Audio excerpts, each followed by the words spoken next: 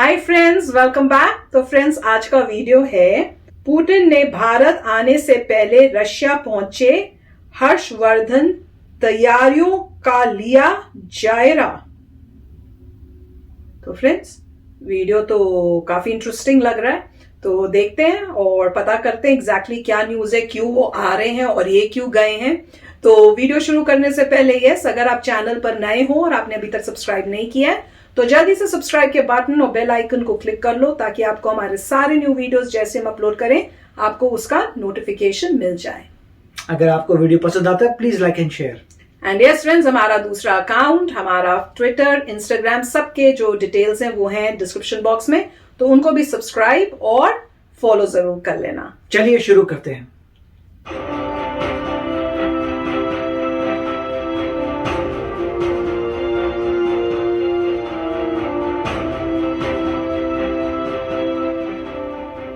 प्रधानमंत्री नरेंद्र मोदी के निमंत्रण पर इस साल रूस के राष्ट्रपति व्लादिमीर पुतिन भारत आ रहे हैं।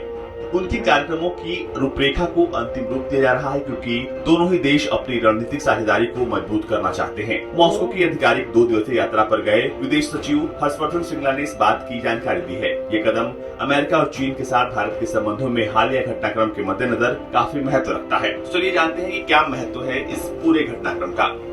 हर्षवर्धन श्रृंगला ने अपनी यात्रा के महत्व को बताते हुए मॉस्को से एक वीडियो लिंक में कहा, स्पष्ट रूप से बहुत कुछ है जो रिश्ते में हो रहा है। ये दोनों देशों के लिए एक बहुत ही महत्वपूर्ण रिश्ता है।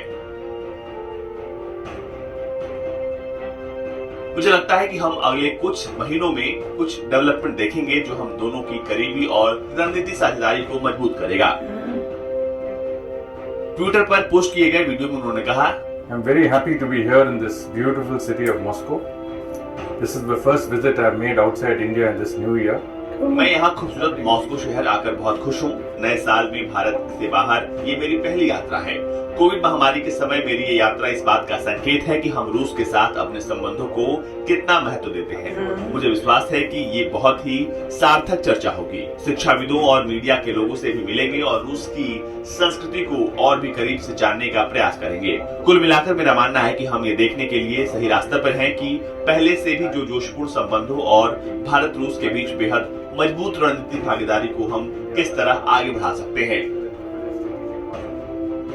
नई दिल्ली में विदेश मंत्रालय के मुताबिक रूस के डेप्यूटी फॉरेन मिनिस्टर इगोर मोर्गुलेव के निमंत्रण पर विदेश सचिव श्रृंगला मॉस्को की यात्रा पर हैं। विदेश मंत्रालय ने कहा था कि उप विदेश मंत्री मोर्गुलोव के साथ भारत रूस विदेश कार्यालय के अगले दौर की बातचीत में हिस्सा लेंगे। इस बैठक के दौरान दोनों पक्ष आने वाली उच्च स्तरीय बैठकों में आदान प्रदान समेत पूरे द्विपक्षीय संबंधों की समीक्षा करेंगे। His first visit abroad this year for discussions with his counterparts in the Russian Foreign Ministry for setting forth an active and ambitious agenda for bilateral relations for this year, including a bilateral summit that we foresee when President Putin visits India. Moscow स्थित भारत दूतावास ने एक tweet में कहा है कि बैठक के दौरान विदेश सचिव श्रृंगला ने रूस के उप विदेश मंत्री मोर्गुलोव के साथ द्विपक्षीय संबंधों, बहुपक्षीय मंचों पर सहयोग और पारस्परिक हितों के क्षेत्रीय और वैश्विक मुद्दों को लेकर शानदार चर्चा की।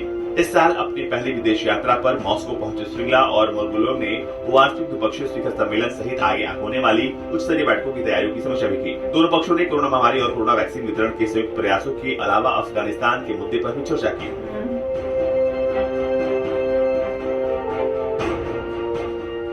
श्रृंगला ने इस दौरान रूसी विदेश मंत्रालय की प्रतिष्ठित राजनयिक अकादमी में भारत रूस संबंधों पर भाषण भी दिया। तो फ्रेंड्स, बहुत ही अच्छी न्यूज है। इससे यही दिख रहा है कि दोनों कंट्रीज जो है अपनी रिलेशनशिप्स, जो फ्रेंडशिप है, उसको और स्ट्रॉन्ग और बेटर करना चाहती है। तो दोनों की तरफ से, क्योंकि एक तो जो है पुतिन जी वो आ रहे हैं और इंडिया जो है उनको होस्ट कर रहा है, और अभी जो गए हैं हमारे यहाँ से हर्ष जी, उनका भी काफी अच्छा इनिशिएटिव है कि मेरे ख्याल से वहां जाके पहले वो बातचीत शुरू करेंगे, जो मेन चीजें उसकी डिस्कशंस शुरू होंगी, और उसके बाद जो हो जाएगी बातचीत, उसके बाद जब यहाँ आएंगे जो मेन इंपॉर्टेंट पॉइंट्स होंगे या डिस्कशंस होनी होंगी वो यहाँ हो जाएंगी। तो इस टाइप से कुछ होगा इनका प्लान।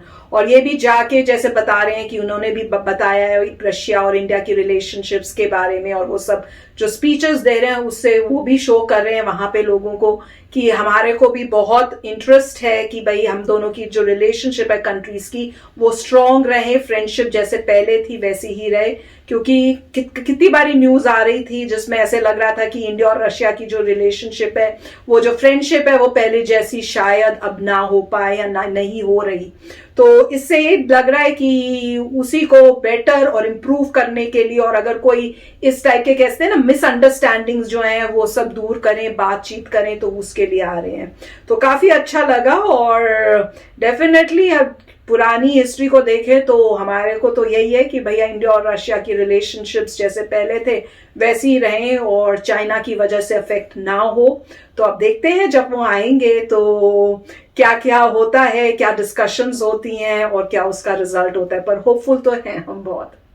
राइट, तो अच्छा वीडियो था। इसमें क्या है कि रशिया जो है एक ही बड़ी अजीब सिचुएशन में है कि रशिया जो है उसका जीडीपी अब चाइना से कम हो गया है, मतलब वो चाइना से छोटा है as far as GDP concern है। इकॉनमी जो है चाइना से छोटी हो गई है, मगर उसकी जो डिफेंस है वो भी चाइना से स्ट्रांगर है। तो अब देखिए एक नेशन जो छोटा हो इकॉनमी में चाइना से, मगर उसकी डिफेंस जो ज्यादा बड़ी हो, राइट। अब क्वेश्चन ये आता है कि अगर मान लीजिए चाइना और इंडिया में कुछ प्रॉब्लम शुरू हो जाती है तो रशिया किसका साथ देगा? क्या वो इंडिया का साथ देगा बोल के कि रशिया मतलब बोलेगा इंडिया के साथ आ रहा हूं मैं, चाइना के साथ नहीं हूं, जबकि रशिया जो है वेपन्स चाइना को भी देता है और इंडिया को भी देता है। तो ये मेरे ख्याल से किसी स्ट्रेटजी वाले को सॉल्व करनी पड़ेगी बात की होगा क्या। चाइना के साथ कॉन्फ्लिक्ट होता है तो रशिया किसकी हेल्प करेगा?